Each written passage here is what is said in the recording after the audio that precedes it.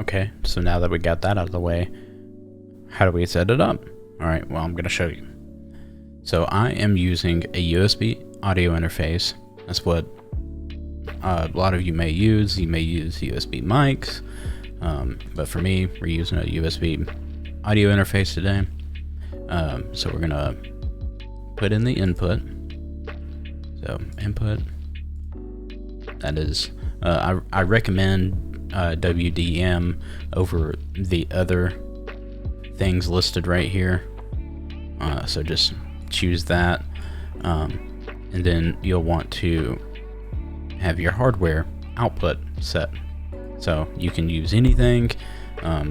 Typically, I suggest most people are using headphones, so I suggest to use whatever your headphones are, whether they're like a USB wireless, or they're plugged in straight into your computer, or if they're plugged into your audio interface, which is probably what I would recommend do.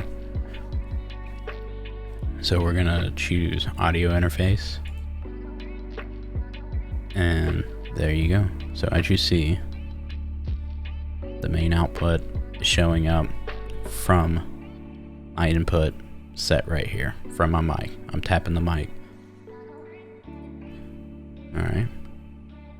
So to control what input goes into the outputs are these A and B buttons right here. So A is showing what's going to a main out right there. So if I deselect it, it's no longer sending to the output. So if I had my headphones plugged in, I would no longer hear that mic. But if I want to hear my mic, I'm gonna reselect A. So then, there it is. I'm hearing it. Okay. So if I wanted to go to output B, there you go. There it is. So say I want a different output B. So let's say I want to send it to high definition audio. There you go. And now I can actually hear it with the way I have my setup done right now. I can actually hear this. Deselect B.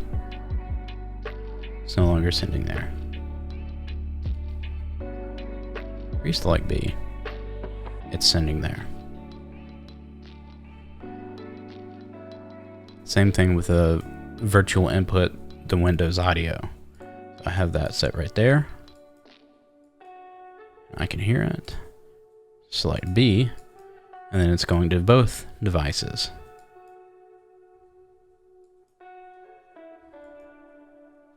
I'll go a little bit more in depth later on more uses that you can use your outputs for. But for now, that's it.